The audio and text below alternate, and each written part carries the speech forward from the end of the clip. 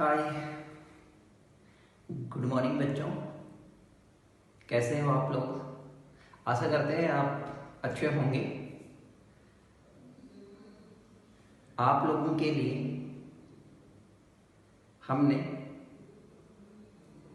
Online व offline classes start की हैं। आप सबको पता है कि इस कोरोना जो महामारी है, इससे बचने के लिए अपन को घर पे ही रहना है, क्योंकि one person to another person यानी कम्युनिकेबल डिजीज है, ये एक तरह का वायरस है। इसके लिए अपन ने आप सबका इस Nutan career institute in concept of biology के यूट्यूब चैनल में आप सबका स्वागत है। ओके, तो आज जो अपन सबसे इम्पोर्टेंट टॉपिक की जो स्टडी करने वाले हैं, it is very very important. और नीट बेस का तो सबसे ज़्यादा जो इम्पोर्टेंट टॉपिक है वो है अपना कौन सा, डाइजेस्टिव सिस्टम। तो आज जो अपन स्टडी करेंगे, आज जो अपना टॉपिक स्टार्ट होगा वो कौन सा होगा, डाइजेस्टिव सिस्टम होगा। सबसे पहले डाइजेस्टिव सिस्टम में देखते हैं कि डाइजेस्टिव सिस्टम क्या है। इसके बारे में थोड़ा सा ब्रीफ बना लेते हैं अपन। मैंने एक स्लाइड दी है, एक स्लाइड है, उस स्लाइड को आप आराम से देख लें कि कहाँ कहाँ डाइजेस्टिव सिस्टम कैसा है, कहाँ कहाँ कौन कौन से ऑर्गन्स पाए जा रहे हैं, तो स्लाइड में आप अच्छे से देख सकते हैं। डाइजेस्टिव सिस्टम का मतलब क्या होता है, इसका मीनिंग समझते हैं हम सबसे पहले। तो डाइजेस्टिव सिस्टम, तो डाइजेस्टिव सिस्टम का सबसे पहला कहाँ से आया है, डाइजेशन से। तो डाइजेशन देखो, डाइजेशन क्या है। डाइजेशन का मतलब होता है, digestion is a breakdown of the large insoluble food molecule into small water soluble food molecules. कहने का मतलब कोई भी बड़ा जो पार्टिकल्स है, जैसे मान लो सपोज दैट यहाँ पर ये एक इनसॉल्युबल फूड मॉलिक्यूल्स है, इसको क्या कर देना, सॉल्युबल फूड मॉलिक्यूल्स में क्या करना, तोड़ना ही क्या कहलाएगा, डाइजेशन कहलाएगा। या सिंपल तरीका आप ऐसे समझ सकते हो डाइजेशन को। डाइजेशन को आप कैसे समझो, डाइजेशन को आप इजी वे में कैसे समझो, जैसे सपोज दैट मैंने ये जो बनाया है, मान लो कि ये कोई पीस है, आप सबको पसंद है पिज्जा, तो सबको पसंद है, तो ये पिज्जा का पीस है। इस पिज्जे के पीस को अपन ने छोटे छोटे पार्टिकल्स में डिवाइडेड करना ही क्या कहलाएगा, डाइजेशन कहलाएगा। ओके, अब डाइजेशन की दूसरी डेफिनेशन भी अपन देख सकते हैं। डाइजेशन क्या है, कोई भी कॉम्प्लेक्स फूड, जैसे पिज्जा मैंने लिखा और इसको स्मॉल फूड पार्टिकल्स में क्या कर देना, ब्रेक डाउन कर देना, कन्वर्ट कर देना, क्या कहलाएगा, डाइजेशन कहलाएगा। ओके, अब आप सबको पता होगा कि पिज्जा एक फूड पार्टिकल, तो फूड के अंदर क्या होते हैं, मेनली बहुत सारे कंपोनेंट्स होते हैं। मेनली जो कंपोनेंट्स होते हैं, कार्बोहाइड्रेट, प्रोटीन, फैट मैंने बता दिया ऑलरेडी, एंड मिनरल्स हैं, विटामिन्स हैं। तो इन सब को अपन ने बोला कि it is a balance diet. In balance diet में ये क्या होनी चाहिए, कंपोनेंट होनी चाहिए। ओके, तो सारे के सारे आप सबको पता है बायो मैक्रोमोलिक्यूल्स हैं, सारे के सारे इनको क्या कर देना, कन्वर्ट कर देना, बायो मैक्रोमोलिक्यूल्स को स्मॉल मॉलिक्यूल्स के अंदर तोड़ना ही है। ओके, अब आगे देखो, अब आप सबको पता है कि जो फूड है, अब सिंपली थोड़ा बेस देख लेते हैं अपन। फूड है, फूड क्या करता है, एनर्जी प्रोड्यूस करता है, एनर्जी चाहिए बॉडी को, तो उसके लिए कहाँ से प्राप्त होगी अपन को, कहाँ से प्राप्त होगी, वो फूड लेंगे तभी प्राप्त होगी। किसी भी सेल से अगर डैमेज होगी, इसकी रिपेयरमेंट के लिए क्या चाहिए, हमें फूड चाहिए, तो उसके लिए फूड भी रिक्वायरमेंट है बॉडी को। नेक्स्ट अपन देखें कि डाइजेशन का जो मैंने बताया कि कोई भी कॉम्प्लेक्स फूड पार्टिकल्स है, इसको स्मॉल फूड पार्टिकल्स में डिवाइडेड करना कौन सी क्रिया द्वारा, बायोकेमिकल एंड मैकेनिकल प्रोसेस होंगी। तो डाइजेशन एक बायोकेमिकल एंड मैकेनिकल प्रोसेस भी है जिसके द्वारा अपन तोड़ेंगे। तो बायोकेमिकल यानी एंजाइम की प्रेजेंसी के अंदर, एंड मैकेनिकल इफेक्ट्स रहेंगे, जैसे दांत की प्रेजेंसी में अपन क्या करते हैं, छोटे बड़े फूड पार्टिकल को छोटे छोटे पार्टिकल्स में डिवाइडेड करते हैं। तो इसलिए कौन सी मैकेनिज्म है, बायोकेमिकल एंड मैकेनिकल प्रोसेस होती है कौन सी, डाइजेशन। तो ये सेकंड इंपॉर्टेंट पॉइंट हो गया। थर्ड इंपॉर्टेंट पॉइंट्स क्या है, थर्ड देखो कि डाइजेस्टिव सिस्टम में consist alimentary canal and associated digestive glands. It is very very important कि एलिमेंट्री सिस्टम के अंदर, या सॉरी डाइजेस्टिव सिस्टम के अंदर अपन किसकी स्टडी करेंगे, एलिमेंट्री कैनाल सिस्टम की, एलिमेंट्री कैनाल सिस्टम इसको बोल सकते हैं। एलिमेंट्री कैनाल की स्टडी करेंगे एंड डाइजेस्टिव ग्लैंड्स की स्टडी करेंगे अपन किसके अंदर, डाइजेस्टिव सिस्टम के अंदर। दिस इज बेसिक, ये बेसिक है। तो इसके अंदर अपन ने देख लिया कि डाइजेशन क्या है। डाइजेशन एक बायोकेमिकल एंड मैकेनिकल प्रोसेस है। डाइजेशन का मतलब होता है कोई भी कॉम्प्लेक्स फूड पार्टिकल्स को स्मॉल स्मॉल फूड पार्टिकल्स में डिवाइडेड करना, क्या कहलाएगा, डाइजेशन कहलाएगा। और इस डाइजेस्टिव सिस्टम में अंदर alimentary canal and digestive glands की अपन स्टडी करेंगे। आगे अपन देख ले, थोड़ा और देख लेते हैं डाइजेस्टिव सिस्टम की ओरिजिन और देख लेते हैं। It is very very important. तो ओरिजिन जो होती है वो किसके द्वारा होगी, ecto endodermal. It is very very important. तो इसकी जो ओरिजिन होती है वो एक्टो एंडोडर्मल द्वारा होती है। कुछ पार्ट्स का जो एक्सेप्शंस भी आएंगे इसके अंदर, जैसे टीथ होगा जिसकी ओरिजिन मेसोडर्मल द्वारा होने वाली है कुछ पार्ट्स की टीथ के अंदर। तो वैसे जनरली अगर मैन किसके द्वारा होगी, एक्टो एंडोडर्म के द्वारा होने वाली है डाइजेस्टिव सिस्टम की ओरिजिन। तो इतना तो अपन को समझ में आया। नेक्स्ट आगे देखते हैं अपन।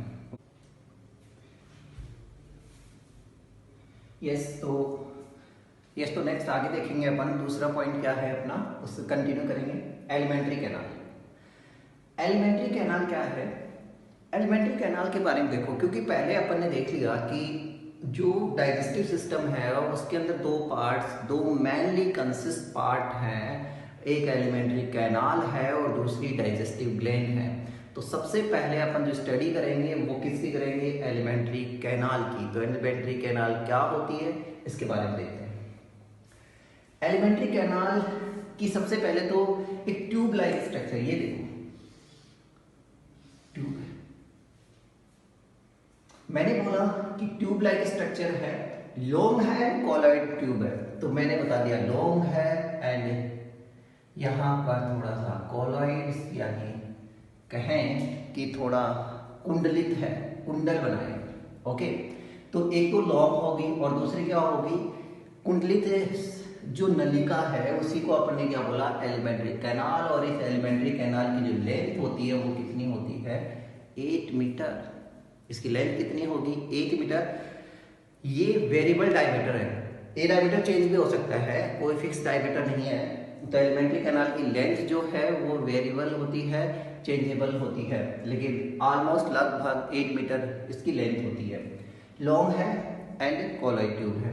नेक्स्ट पॉइंट, अब जो एलिमेंट मैंने बताया कि ट्यूब लाइक जो स्ट्रक्चर आपको दिख रही है एलिमेंट्री कैनाल, इसको कितने पार्ट्स में डिवाइडेड करते हैं, 3 पार्ट्स के अंदर डिवाइडेड करते हैं। कौन कौन से, पहला फोरगट, दूसरा मिडगट और तीसरा हाइंडगट। जैसे मान लो सपोज दैट ये पार्ट जो है वो क्या कहलाएगा अपना, फोरगट, बीच वाला पार्ट क्या कहलाएगा अपना, मिडगट, और लास्ट वाला पार्ट क्या कहलाएगा अपना, हाइंडगट।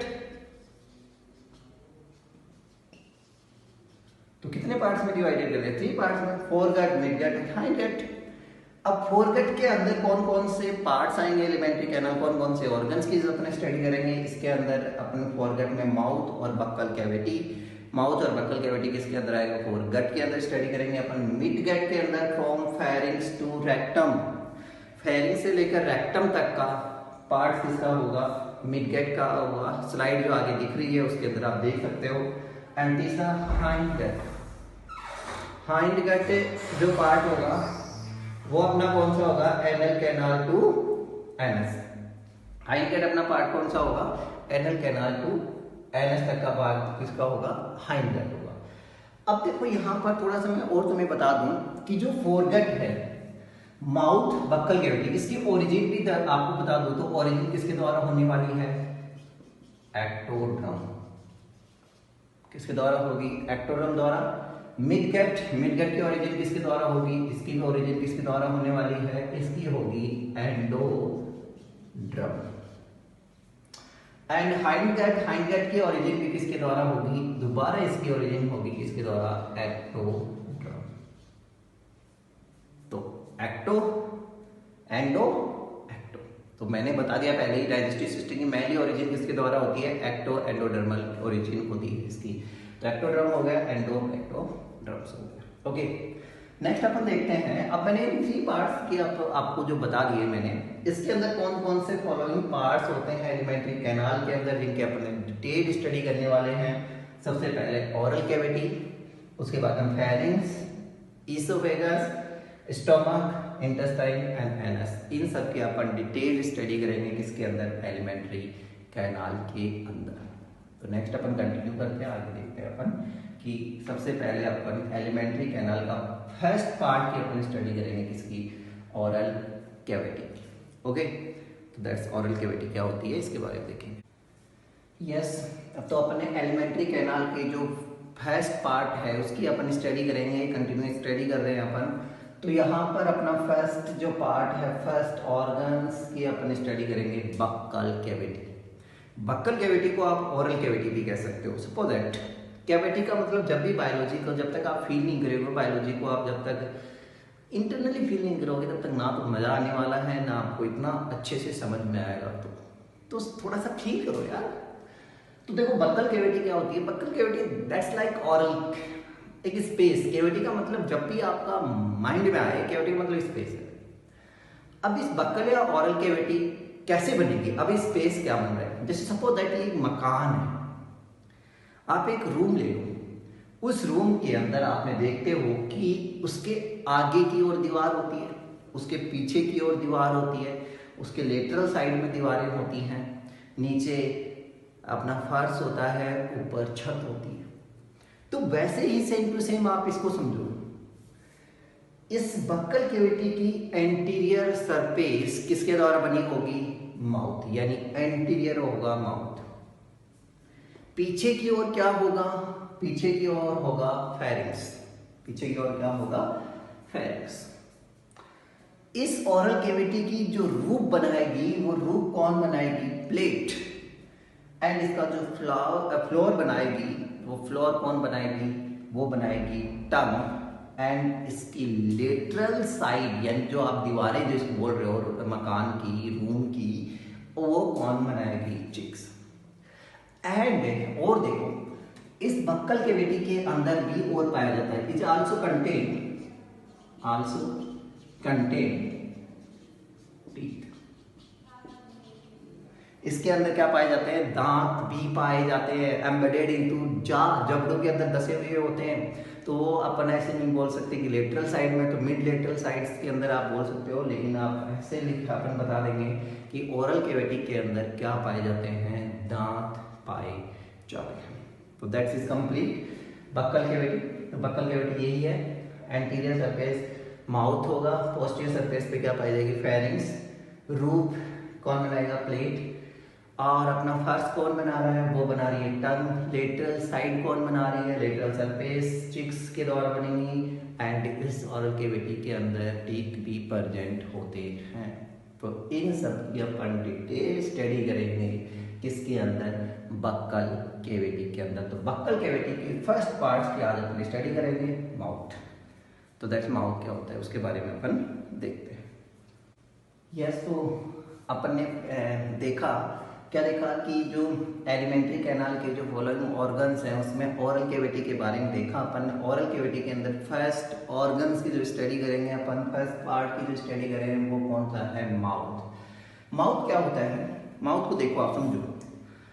माउथ को जनरली मैंने किसी बच्चे से पूछा जनरली कि माउथ क्या है, आप बताओ माउथ कहाँ पाया जाता है, तो उसने बताया सर ये माउथ ही है। इट इज नॉट माउथ, ये तो फेस है, अपना चेहरा है। ओके, तो माउथ क्या होता है, माउथ को देखें तो देखो, समझो आप माउथ को, एक ट्रांसवर्स है, देखो ये माउथ है तो ट्रांसफर हो गया, ओके, अनुप्रस्थ हो गई, दरार पाई जाती है तो स्लिट लाइक स्ट्रक्चर हो गई, तो ट्रांसफर हुआ, स्लिट लाइक स्ट्रक्चर हुई। And bounded by the upper lip and lower lip, और ऊपरी होठ और निचले होठ के द्वारा क्या हुआ है, ये गिरा हुआ है। तो यहाँ पर अपन ने देखा upper lips and lower lips के द्वारा कवर्ड है, बाउंडेड है ये, वो अपन ने क्या बताया, किसके वो बताया, माउथ। तो यहाँ पे थोड़ा और डिटेल अपन देख लेते हैं। यहाँ पे लिप की बात आई है तो लिप भी देख लेते हैं अपन। ये जो लिप्स होते हैं, इन लिप्स की अपन बात करें तो एक होता है अपर लिप और एक होता है लोअर लिप्स। ये दोनों ही लिप्स पर क्या पाई जाती है, इनके पास पाई जाती है लेबियल ग्लैंड्स।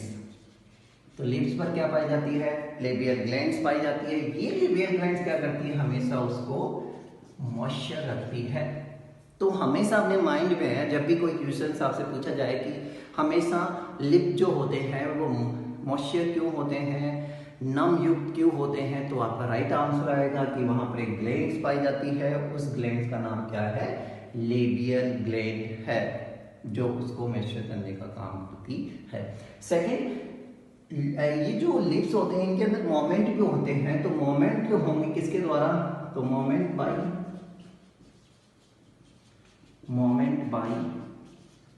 आर्बिकुलरिस ओरिस मसल्स के द्वारा।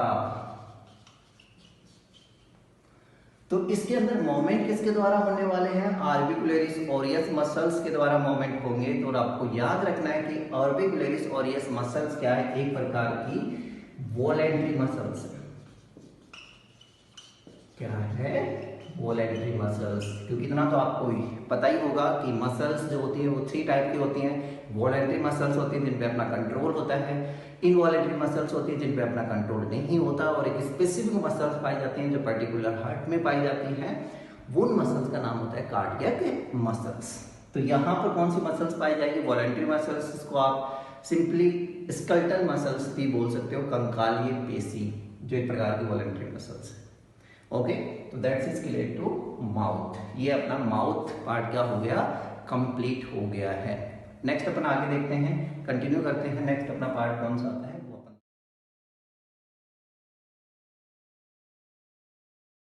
यस, तो अपन क्या करते हैं, कंटिन्यू करते हैं। नेक्स्ट अगले टॉपिक पे अपन चलते हैं। नेक्स्ट टॉपिक क्या है अपना, प्लेट है। तो देखो प्लेट क्या होती है, plate is very very important part है। प्लेट क्या होती है इसके बारे में देखो। प्लेट क्या है, प्लेट क्या करती है, separate the buccal cavity from the nasal pathway. It is very very important, इसको समझो। ये अपना नेजल पाथवे है, नेजल पार्ट है या नेजल कैविटी है, और ये है अपनी ओरल कैविटी। इन दोनों को सेपरेट करने का, इन दोनों को सेपरेट करने का कार्य, यानी ये हाथ ऊपर वाला देख लो आप, ये नेजल कैविटी है, नीचे वाला हैंड आप देख लो, ये क्या है, अपनी ओरल कैविटी है। इन दोनों को सेपरेट पेन के द्वारा हो रही है। तो यहीं पर आप देख लो, इस मार्कर के द्वारा हो रहे हैं सेपरेट। तो ये मार्कर क्या कहलाएगा, प्लेट कहलाएगा। तो separate the buccal cavity from the nasal pathway या नेजल कैविटी, उनको सेपरेट करने का कार्य कौन करता है, प्लेट करता है। लेकिन कुछ एनिमल्स के अंदर ऐसा नहीं होता है। सपोज यहां पर देखो, कुछ के अंदर नहीं होता, जैसे फ्रॉग के अंदर नेजल कैविटी और बक्कल कैविटी सेपरेट नहीं होती, वो एक ही होती है उनके अंदर। तो यहाँ पर आप देख सकते हो फ्रॉग क्या है, एक्सेप्शंस है, उसके अंदर नेजल कैविटी और बक्कल कैविटी सेपरेट नहीं होती है, इट इज कनेक्टेड। इसके अंदर बक्कल कैविटी और नेजल कैविटी क्या होती है, कनेक्टेड होती है। किसके अंदर, फ्रॉग के अंदर।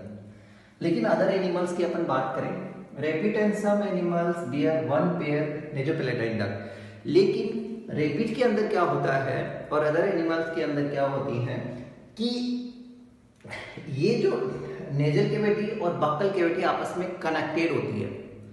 वो आपस में क्या होती है, कनेक्टेड होती है, कनेक्टेड होती है। और ये सेपरेट तो होगी लेकिन कनेक्ट होगी आपस में। जबकि ह्यूमन के अंदर ऐसा नहीं होता, ह्यूमन के अंदर बिल्कुल भी ऐसा कनेक्शन नहीं पाया जाता है। नेजल कैविटी अलग होती है, ओरल कैविटी बिल्कुल अलग होती है। तो ये आप इसको आप अंडरलाइन करके बोल सकते हो कि नेजोपैलेटाइन जो डक्ट होती है, ये डक्ट जो कनेक्टिंग करने का काम करती है वो नहीं एब्सेंट होती है अपने अंदर। तो रैबिट और उनके अंदर क्या होती है, नेजोपैलेटाइन डक्ट होती है जो कनेक्शन करने का काम करती है। अब ये जो नेजोपैलेटाइन डक्ट होती है, एक स्पेसिफिक ऑल्फैक्टरी ऑर्गन्स इसके अंदर पाए जाते हैं। उन स्पेसिफिक ऑल्फैक्टरी ऑर्गन्स को क्या बोलते हैं, जैकोब्सन ऑर्गन या जैकोब्सन ऑर्गन्स कहते हैं। तो जैकोब्सन ऑर्गन्स क्या होते हैं, जो सूंघने का कार्य करवाते हैं। तो रैबिट के अंदर अगर आपसे पूछा जाए कि ऑल्फैक्टरी ऑर्गन्स कौन है, तो आप उसका राइट आंसर क्या करोगे, it is very very important. तो ये अपना राइट आंसर हो जाएगा, जैकोब्सन ऑर्गन। ओके, तो इनके ऑल्फैक्शन का काम करेगा जैकोब्सन ऑर्गन।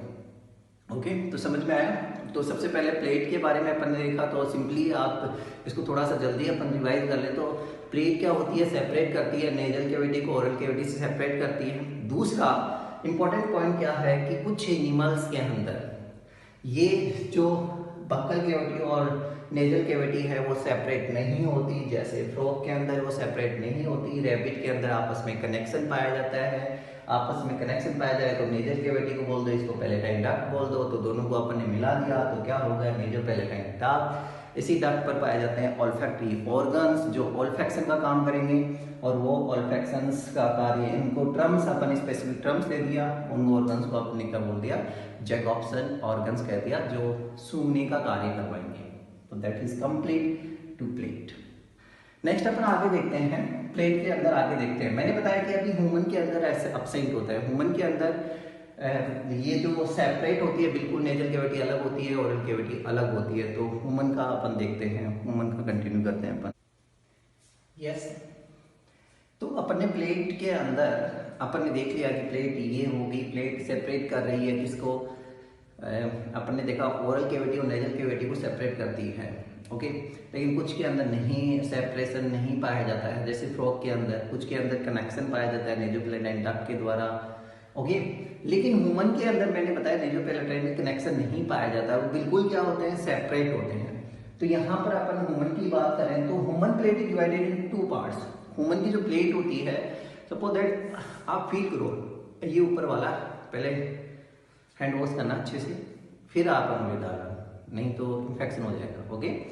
तो यहाँ पर जैसे आप उंगली डालोगे ऐसे, तो आपको यहाँ पर जो दिखेगी वो दिखेगी क्या, प्लेट, जो ओरल कैविटी की रूप बना रही है।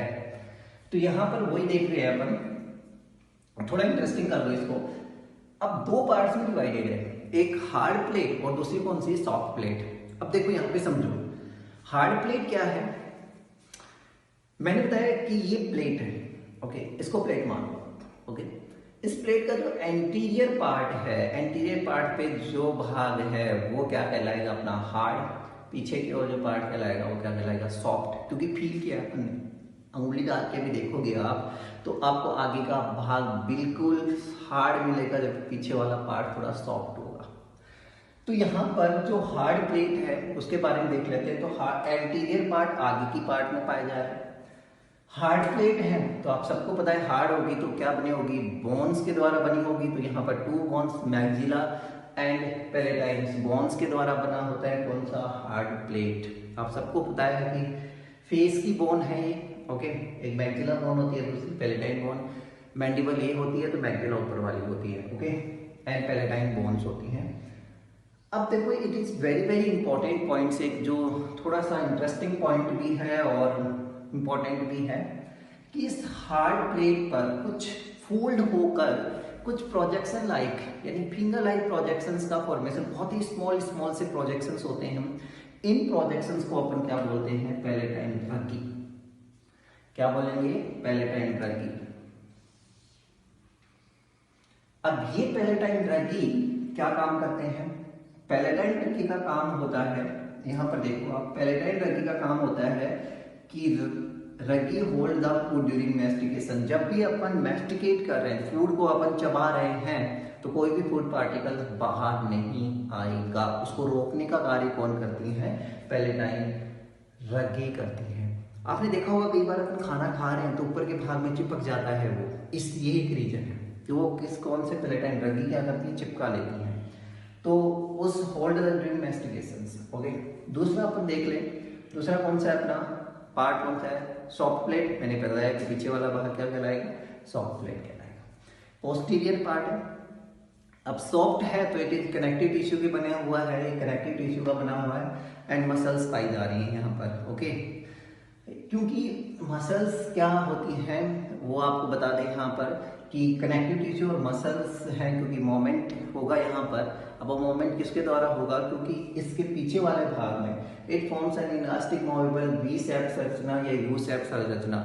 इसके लास्ट एंडिंग पार्ट्स पर आपने देखा होगा फोल्ड होकर एक स्पेसिफिक संरचना बना रहा है, वो यू शेप हो सकती है, वी शेप हो सकती है, एक छोटी सी लटकी हुई सी संरचना होती है। आप माउथ को ओपन करो और आप देखो कि पीछे से बिल्कुल लटकी हुई सी संरचना है, बिल्कुल छोटी सी, उसी को अपन ने क्या बोला है, वुल्वा।